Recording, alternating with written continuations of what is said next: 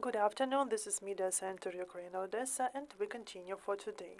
Now we are having with us Vira Yastrebova, lawyer director of the NGO Shidna Pravozahisna grupa, Eastern Human Rights Group. The floor is yours. Thank you for having an opportunity to be here today, and I would like to thank the Media Center Ukraine Odessa.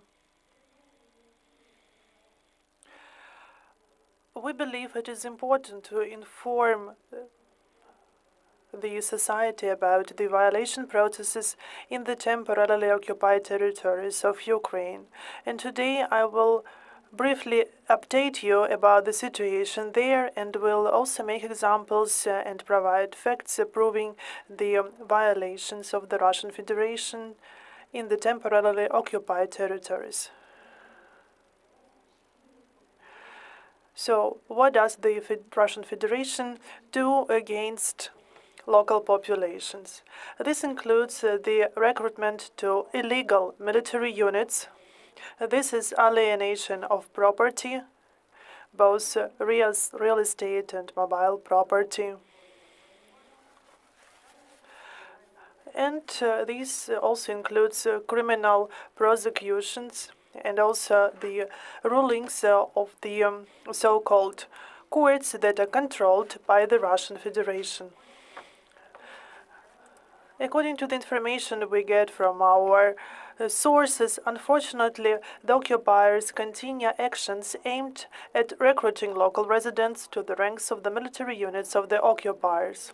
Thus, in the temporarily occupied territories of the Zaporizhia and Kherson regions, the occupiers announced the recruitment of volunteers in the so-called People's Militia. These units are planned to be used by the Russian Federation as a front detachment, or actually as a human shield at the front line, and they already have such experience. Previously, in the temporarily occupied territories of Lugansk and Donetsk regions, local residents were trained by the Russian Federation in the so-called BARS units, and then before the start of the full-scale invasion, these units were used to kill Ukrainians and to die themselves there. Because Russia has plans with regard to the property and children of these people. Alienation of property in the temporarily occupied territories. People are deprived of their apartments on the grounds that they have left those territories and don't pay for municipal services. The alienated property is used for the military or for teachers and doctors that are brought from Russia to the temporarily occupied territories to implement its military policy.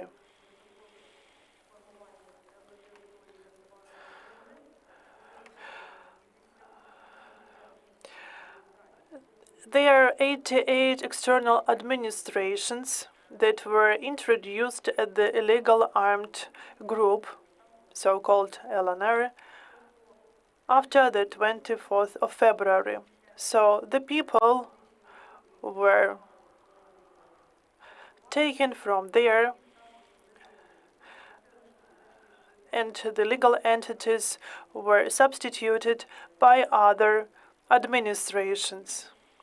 Their so-called temporarily administration committees who introduce their external administrations to ensure de facto looting of the property. Also, in the previously occupied territories of Lugansk and Donetsk regions, the processes of expropriation of cars from the local population for the occupying units have resumed. This means that the Russian Federation just takes vehicles, cars of locals without any compensation. There is no possibility to apply to court against this. People are deprived of such right because they can just lose their business, cars, and apartments. And this is a message to those who believe that the dialogue with the enemy, with the killer, is possible, because they can always find new owners for the property there. And they will also deport your children. This is what we can observe in the temporarily occupied territories.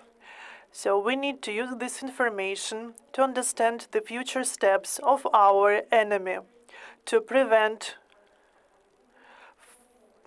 further occupation and to liberate the temporarily occupied territories as soon as possible, to restore democracy, human rights, and the control of the government of Ukraine over the whole territory of our state. As for the terror against the local population, it is implemented through the so-called National Guard of the Russian Federation that takes actions aimed to combat the manifestations of pro-Ukrainian views of the residents of the occupied territories. During March this year, representatives of the occupying Russia's National Guard detained 174 people in the temporarily occupied territories of Luhansk and Donetsk regions. Moreover, Russia's National Guard in the temporarily occupied territories is responsible for the policy of destruction of Ukrainian books and Ukrainian symbols. Recently, they have raided schools in the Ukrainian territories that were occupied after the 24th of February 2022 and seized more than 1,500 copies of Ukrainian textbooks. The occupiers say such measures are aimed at preventing spreading of Ukrainian statehood. Criminal prosecution of Ukrainian citizens in the temporarily occupied territories of Ukraine continues. We can see the rulings of quasi-courts in March 2023. There were 37 long-term prison sentences. We understand that during court proceedings, no right for defense nor other rights and democratical standards were protected. Any person remaining in the uncontrolled territories is endangered, because there is the National Russian Guard and the so-called courts where Russians and collaborators work, deprive people of their freedom, of their property, saying that this is how it was. Criminal prosecution of citizens is ongoing.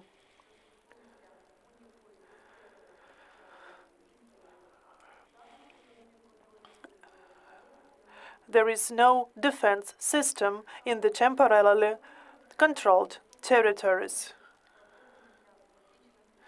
Medical screening of children continues in the temporarily occupied territories of Ukraine. We mentioned this in our report about deportation of children from the temporarily occupied territories of Ukraine to the Russian Federation. Why do occupiers do this? It is needed to decrease the number of future refusals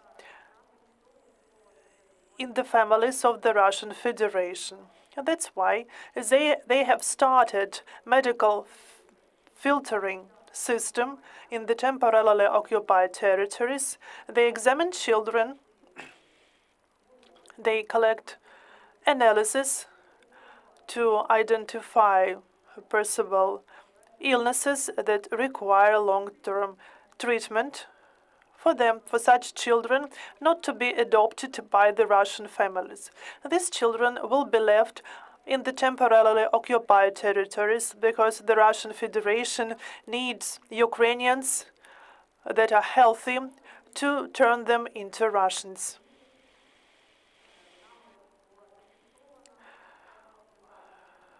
We also observe that issuing of passports in the temporarily occupied territories continues. We talked about this last week during the briefing here. We can now say that there is increased control over the process to collect applications for renunciation of Ukrainian citizenship in the occupied territories for such people to further receive passports of the Russian Federation.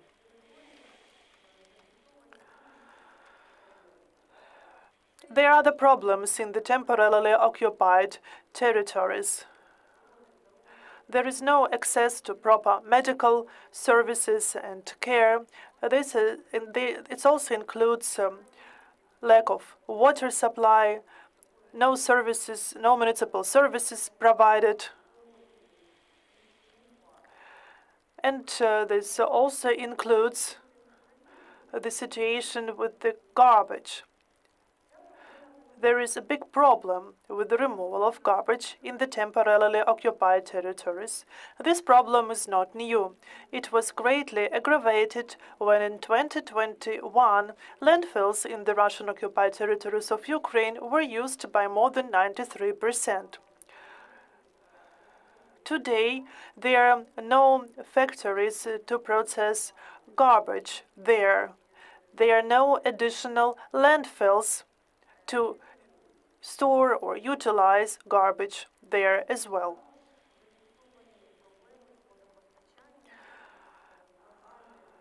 There are also problems with water supply and with the lack of fresh water for the local population.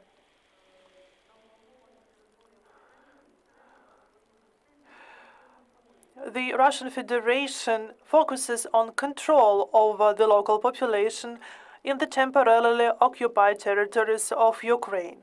They are focused on deporting Ukrainians from there, and they are also focusing on implementing their illegal activities, including alienation of property from legal and natural entities. But apart from that,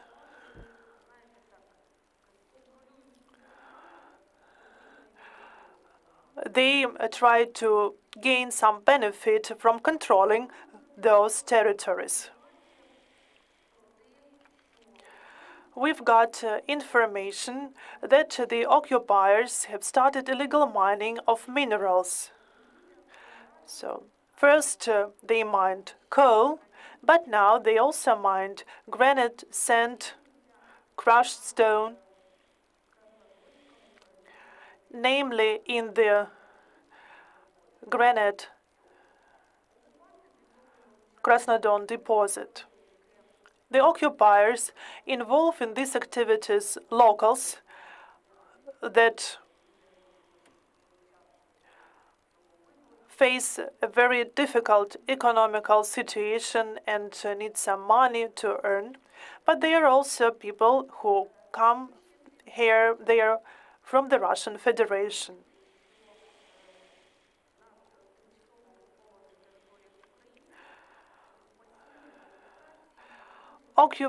Occupation administrations continue strengthening and developing the network of occupying bodies. Currently, notaries and lawyers' chambers are being created. I've already mentioned the National Guard, so-called courts, police, and now to legalize the situation, they started creating new institutions. But we understand that the legal services provided in the occupied territories are very doubtful. Why do they need lawyers' chambers there?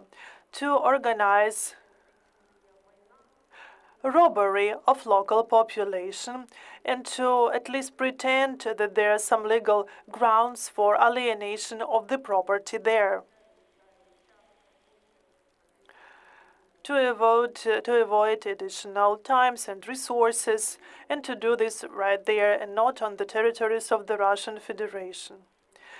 And I would also like to update you on resettlement policy. The occupiers constantly try to relocate local residents to the territory of the Russian Federation in remote areas. Why do they need this? They need this to erase memories of how it used to be before the occupation, before the so-called Russian world and Russian Spring. In the previously occupied territories in 2014 and in the newly occupied territories. Instead of deported Ukrainians, the occupiers populate the occupied territories with citizens from the Russian Federation. So the Ukrainians are forced to leave. There are so-called programs as called compatriots, and so they do everything possible for Ukrainians to leave those territories. And then they bring Russians to the homes, to the villages, settlements, and cities of those Ukrainians who have nothing against of working and living on the occupied territories of Ukraine. They receive doubled salaries there, and they also awarded by the Russian government. They also receive the veteran status. These are doctors, teachers. These are the employees of budget institutions who are silent about Russia's aggression against Ukraine, and now they occupy the houses of killed, displaced, tortured Ukrainians to continue their careers there as well as their lives. I tried to briefly update you about the processes that we observe in the temporarily occupied Ukrainian territories for us to be well aware of what is happening there and what has been happening for the whole period of the occupation of our territories. So our priorities not only include documenting of all these illegal facts against Ukraine. Our priority is also to inform international partners, journalists, and the Ukrainians who will be involved in the initiatives to minimize this negative impact and to work together to achieve our common victory, the victory of Ukraine. Thank you for the time provided, and thank you for your hospitality. And now I am ready to answer your questions.